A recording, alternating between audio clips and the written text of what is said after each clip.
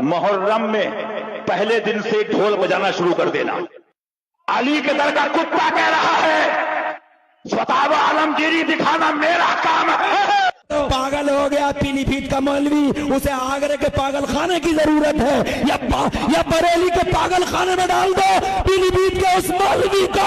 آج تک میں نے کسی بزرگ کو غم حسین میں آنسو بہاتے تو دیکھا ہے مگر ڈھول بجاتے کسی کو نہیں دیکھا ہے. خدا کی قسم میرے صابر پیا نے کبھی ڈھول نہیں بجایا, میرے غریب نواز نے کبھی ڈھول نہیں بجایا, میرے غوث اعظم نے کبھی ڈھول نہیں بجایا, نظام الدین اولیاء نے نہیں بجایا, علاء الدین صابر پاک نے نہیں بجایا, بدایوں کے میرے چھوٹے بڑے سرکاروں نے نہیں بجایا, کچھوچھا کے میرے مخدوم پاک نے نہیں بجایا. پیلی بھیت کے بے ہوش آؤٹ آف کنٹرول مولوی ہوش میں ہو, ڈھول بجانا کل بھی یزیدیوں کا طریقہ تھا, ڈھول بجانا آج بھی یزیدیوں کا طریقہ ہے.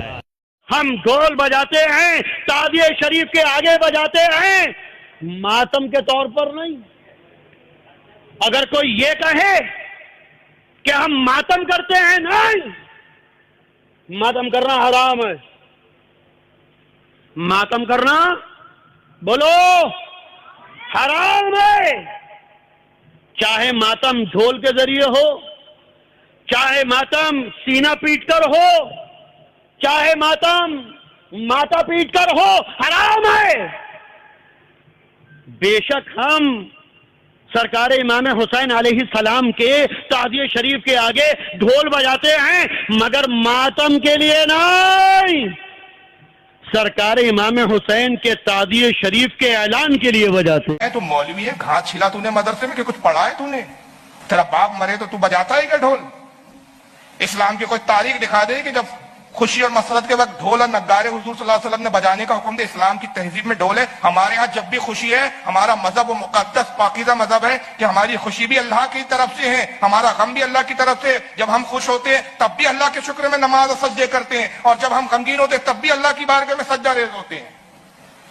اور اگر کوئی صلح کلی مولوی کہے تعزیہ جائز نہیں, تعزیہ جائز نہیں, تعزیہ جائز نہیں, تو اس صلح کلی مولوی امام ہو, مفتی ہو, قاضی ہو, پیر ہو, کان پکڑ کے لانا کہنا یہ تعزیہ ہے. بتا, ہمت ہو تو فتوا ناجائز کہہ کر کے بتا دے. قاضی یا صلح کلی قاضی یا مفتی مر جائے گا, ناجائز نہیں کہہ سکتا. پورے ایران میں کہیں تعزیہ نہیں رکھا جاتا, پورے ایران میں کہیں تعزیہ نہیں رکھا جاتا, پورے عراق میں کہیں تعزیہ نہیں رکھا جاتا. سن لو, ایران تو 100% لگ بھگ شیعہ شیعہ ہے, یا 99% 99 پوائنٹ سنی ایک ہی پوائنٹ ہے. وہاں تعزیہ کیوں نہیں؟ عراق میں 60 اور 40 کا حساب کتاب ہے, شیعہ 60% ہے, سنی 40% تقریباً. وہاں تعزیہ کیوں نہیں؟ خود کربلا میں نہیں, نجف میں نہیں, کوفہ اور کاظمین میں نہیں. ہندوستان کے لوگ تم کیوں پگلائے ہوئے ہو؟ تمہاری عقلیں گھاس چرنے گئی ہیں. پورے ملکی پیمانے پہ ہندوستان میں بے شمار مقامات کی رپورٹ میں جانتا ہوں جہاں پر شیعہ برادری کے لوگ سنیوں کو لاکھوں روپے دیتے ہیں کہ تم تعزیہ بناؤ, تم تعزیے کا جلوس نکالو, تم ڈھول بجاؤ. میں پرسنل جانتا ہوں اس بات. اسی لیے ہم کہتے ہیں محرم شریف پہ زیادہ نہ بھوکو. باتیں بہت آ رہی ہیں ذہن میں, اگر بھوکو گے تو پھر ہم اعلان کر دیں گے شم میں یادیں رخ جانا نہ بجھے, خاک ہو جائیں بھڑکنے والے. آ جاؤ, ابراہیم کے اطراف میں سارے مولانا لوگ چیختے تھے, گلے پھاڑ پھاڑ کر, سینے کا دم نکال نکال کر, تعزیہ حرام ہے, تعزیہ حرام ہے, تعزیہ حرام ہے. مظہر اعلیٰ حضرت کے شعر نے, معصوم نیت نے اپنے مدرسے کے باہر تعزیہ شریف بنایا اور رکھ دیا, لوگوں کو بتا دیا تعزیہ حرام نہیں, تعزیہ باعث برکت ہے.